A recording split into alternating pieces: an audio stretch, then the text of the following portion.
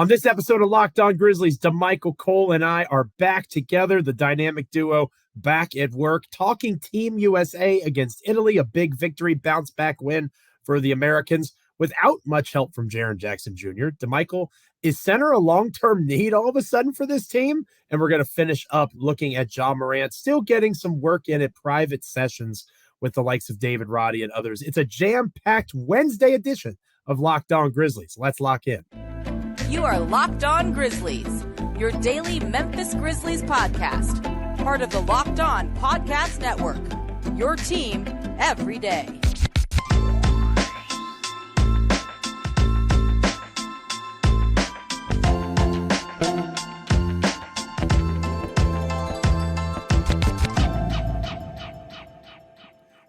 It is a wild and wonderful edition of Locked On Grizzlies on this Wednesday. It's been too long for Damichael Cole and myself to be together on an episode of our beloved Locked On Grizzlies podcast.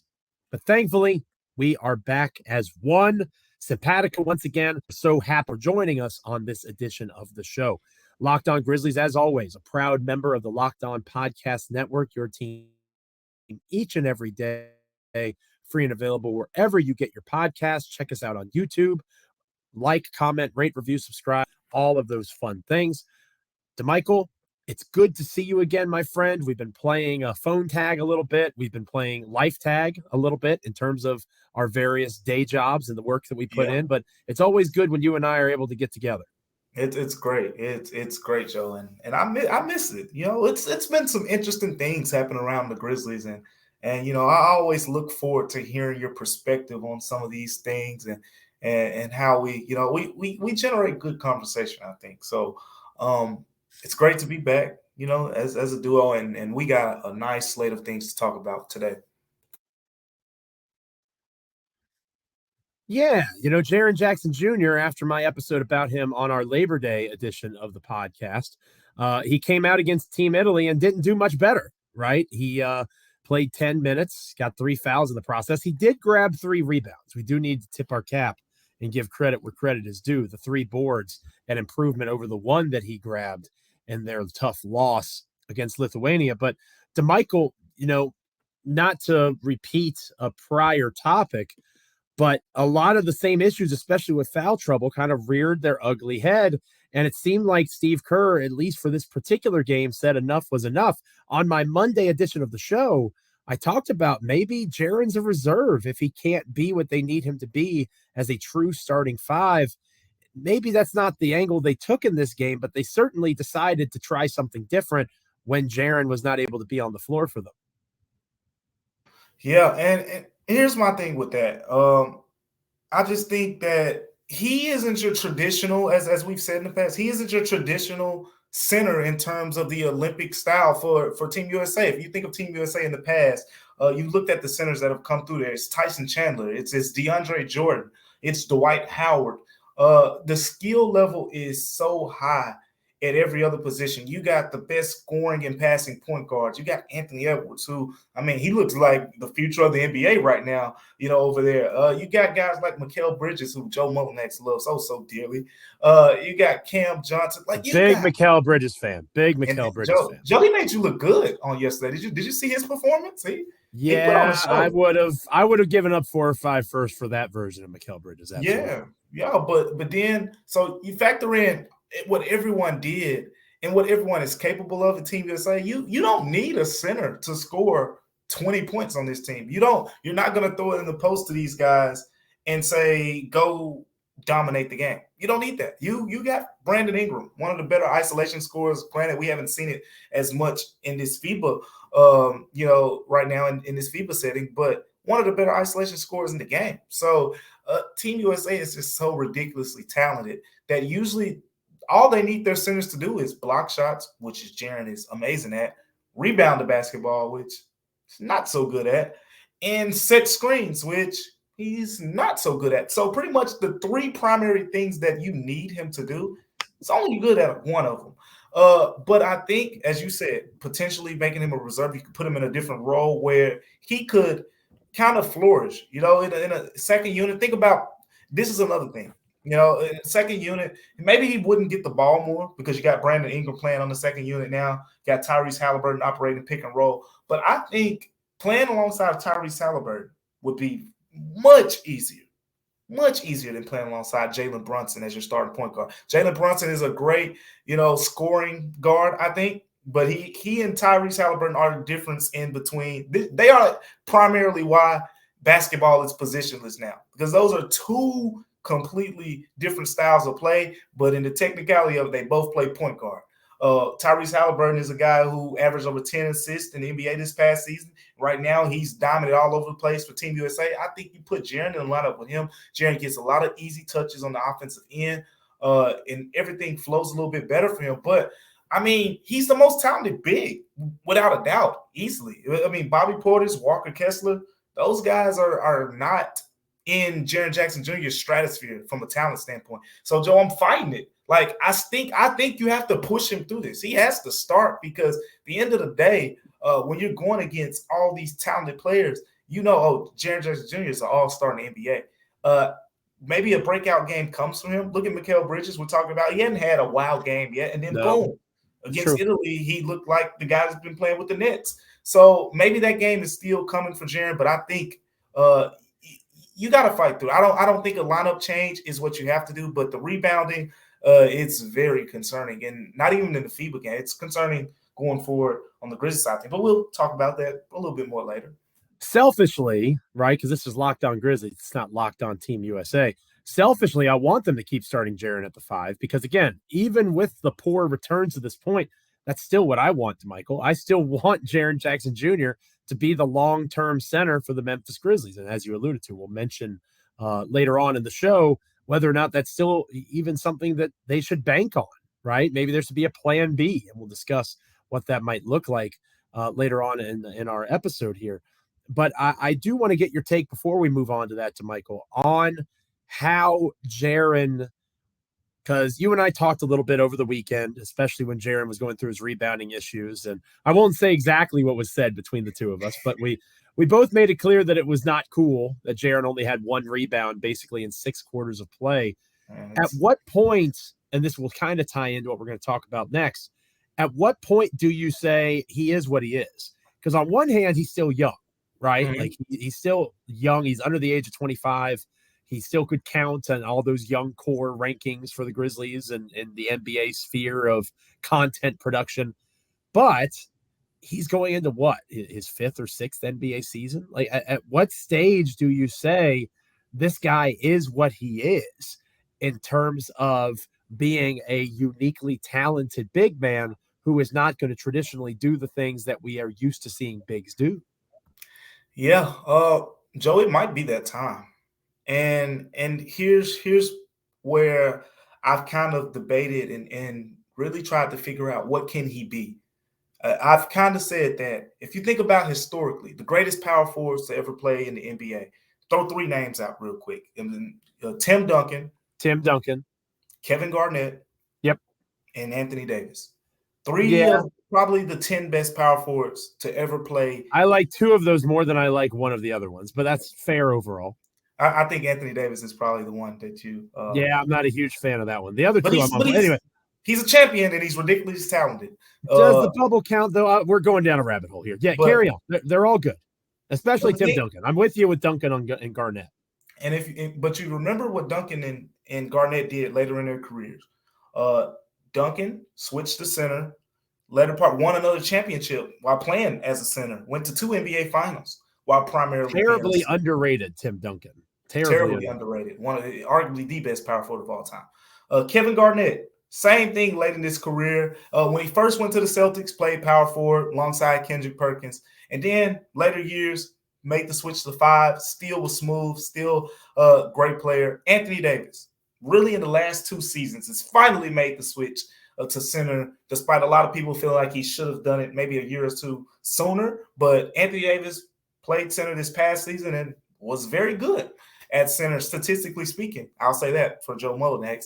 But with all that being said, the difference between those 3 guys and Jaren, because I've been one of those people who said those 3 guys are examples of power forwards who made the switch to center, and why I believe in Jaren being a center, but then it clicked. Kevin Garnett was a great rebounding power forward. Anthony Davis was arguably the best rebounding power forward when he was playing power forward primarily with the Lakers. Tim Duncan, you could say the same thing, was probably the best rebounding power forward while he was playing at power forward. Jaren is, to be frank, he's not even average. In that area. We've looked at the numbers on Cleaning the Glass. Joe's broke them down for us, and he's not even average at this point of his career. So I think at this point we should have seen some type of improvement by now. I won't give up on it though, Joe, because he is 6'11". And you know what else I tried to find? And I'm sure there's an example out there, but if you look at it's what Jaren is, it's an anomaly. Like statistically, like you don't see guys who are that great as shot blockers and then that bad as rebounders. Like those two things don't even out. To block shots, you got to go up and get it. To rebound, you got to go up and get it. But the stats only show that he's great at one of those.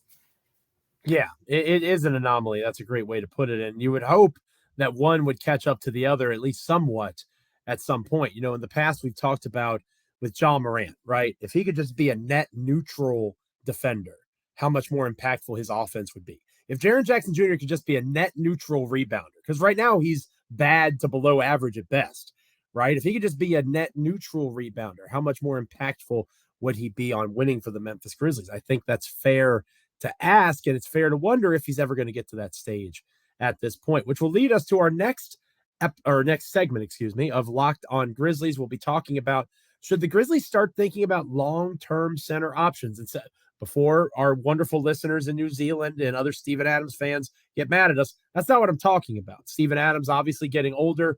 I mean, once Steven Adams has to be moved on from, whenever that time comes, do the Grizzlies need to start thinking of what that looks like if it's not Jaren Jackson Jr.? We're going to talk about that next here on Locked On Grizzlies. But first, this episode of Locked On Grizzlies is brought to you by FanDuel Sportsbook. Get ready for the NFL season with incredible offers from FanDuel, America's #1 sportsbook.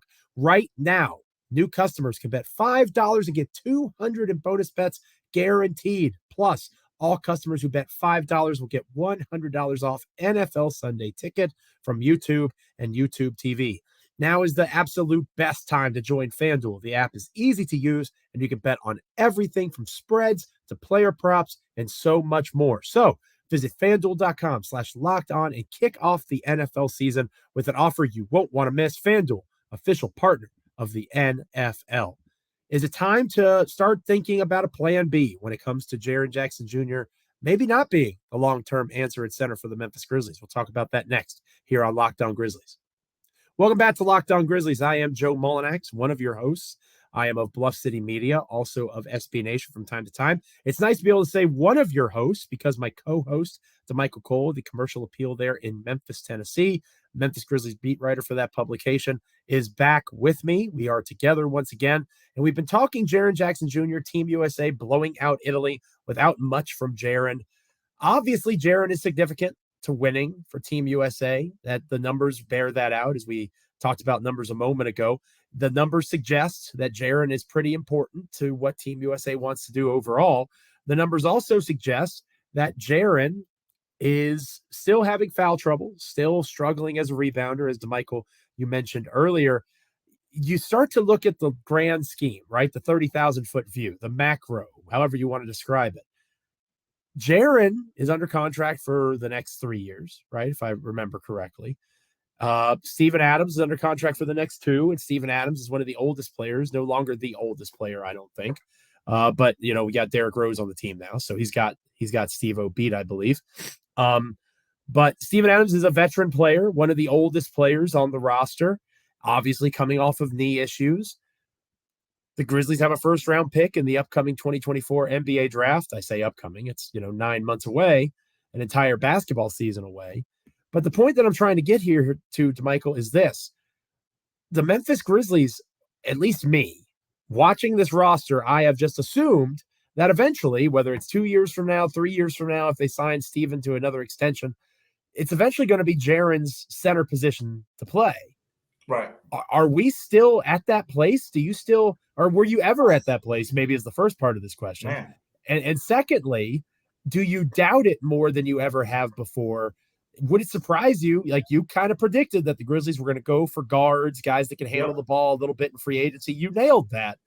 Do you foresee yourself looking at this roster and saying, you know what? Xavier Tillman's an unrestricted free agent, probably going to cost some money. They have a first-round pick, 4 years of guaranteed rookie money or low rookie money because they have team options. Is this the time where it's kind of put up or shut up, and you have to start thinking about a long-term post-Steven Adams endgame where Jaren is not the starting center for the Memphis Grizzlies? Yeah, I think so.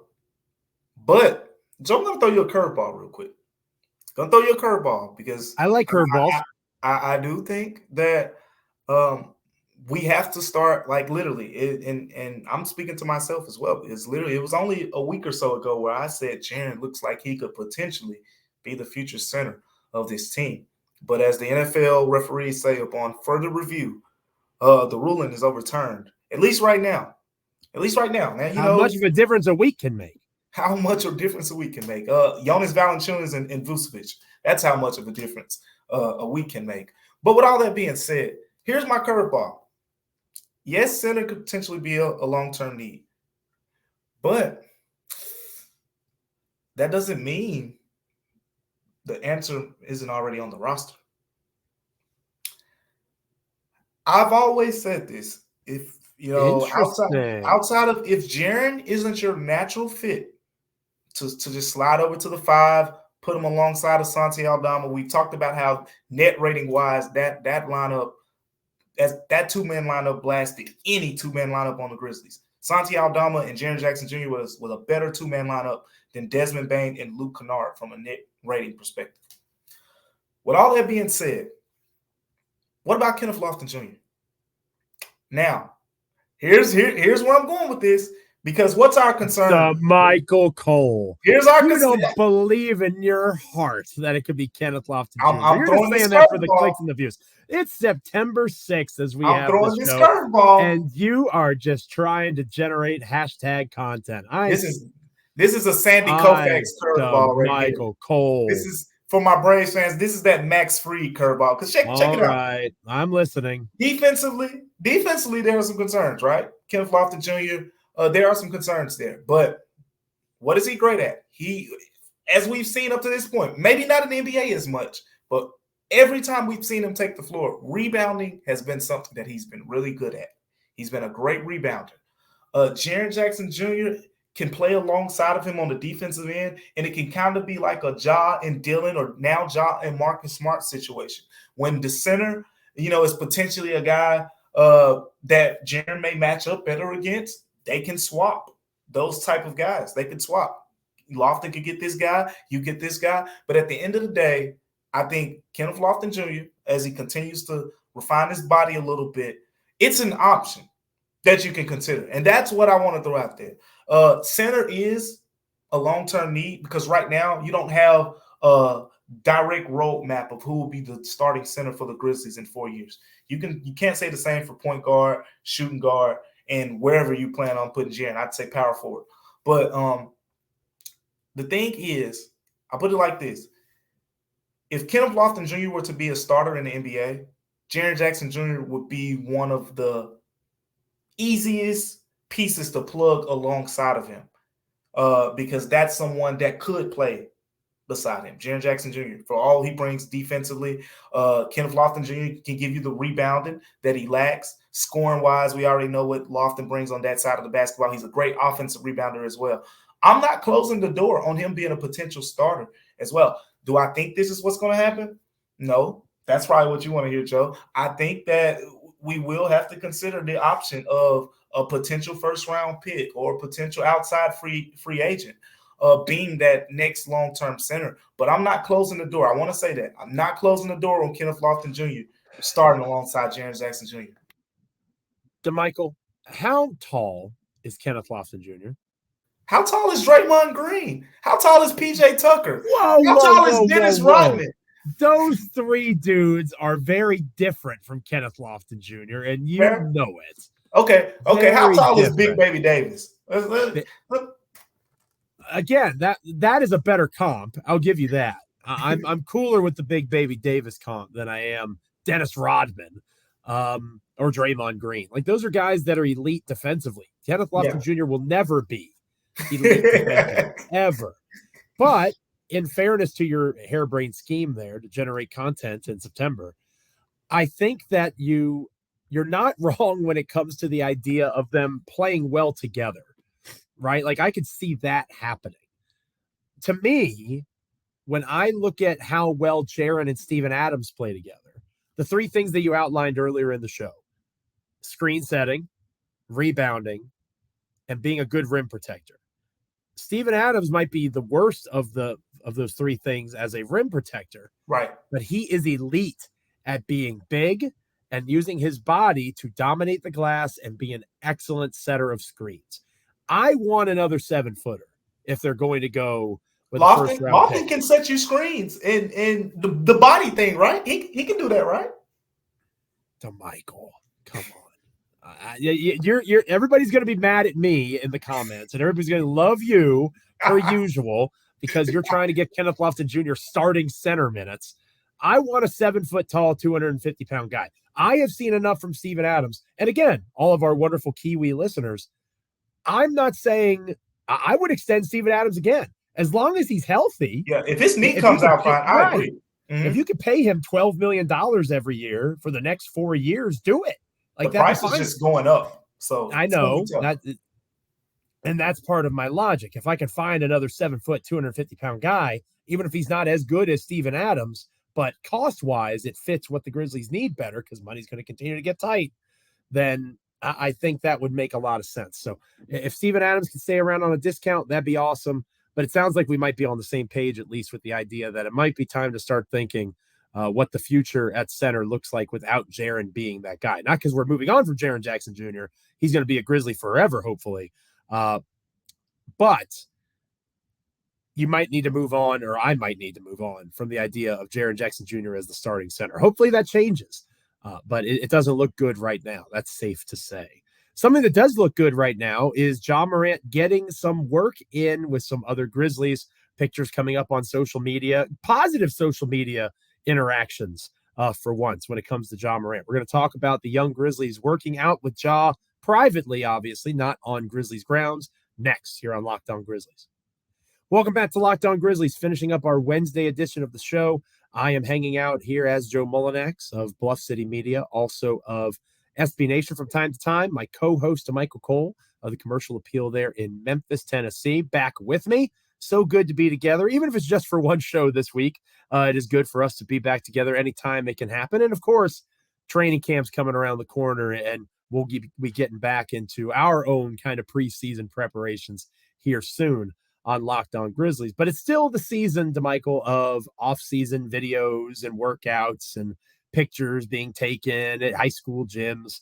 And Ja Morant, who is not able to be on the Grizzlies facilities grounds due to his current suspension state, he is getting workouts in wherever he can, and he's bringing some Grizzlies along for the ride. Some guys that I've seen recently include David Roddy, Gigi Jackson. There's probably others who I haven't seen, and obviously just because it's not on social media, it doesn't mean it doesn't happen, right? It's very possible other guys are getting work, and they're just saying, hey, can you not put that on Instagram? So how do you feel about Morant? Obviously still a significant part of this team moving forward. He is suspended for 25 games. Both Roddy and Gigi Jackson are younger players. Jackson has the connection to South Carolina with Ja, so it kind of makes sense that they would, hook up a little bit in terms of getting some offseason workout in. How do you see Ja working with these guys, and what will that lead up to in terms of preparations for when Morant does return to the court? Yeah, I think it remains to be seen overall because there's so many factors that has to go into when will Ja be allowed to be back around the team. Like, we got to remember right now in the offseason, he's around these guys a little bit more. You mentioned, being on the floor with David Roddy, being on the floor with Gigi Jackson, and those guys. And also, he's been around the players. He had a birthday party for his daughter and things like that. And some of the Grizzlies players, attended that, at his home and things like that. So he's been around the players during this time period, a little bit. And the team chemistry is steadily, it's growing. But my thing is, one thing that's still hanging out there that we have to figure out, and we will learn, is when will Ja be allowed to be back in those facilities around the team? Because right now, yeah, we can go. You want to go hoop Ja at this gym, at that gym? Yeah, sure, we can do that. But once October 2nd gets here and it's media day and the Grizzlies are off and running, they're going to be practicing. I don't want to go after I leave practice, go in the gym with you at 9 p.m. at some random high school gym in the city. Like, no, I'm going to bed or I'm going to spend some time with my family. So at that point, that's when the distance will start to be a factor, I think. Right now, it's not really a big deal. It's good to see, he's still around the players, around the team. He's practicing with those guys.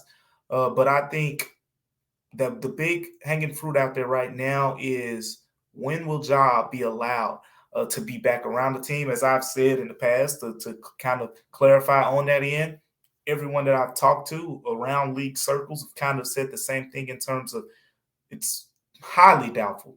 I would almost say it's not going to happen. The league is not going to keep him away from the team all the way up until December 18th.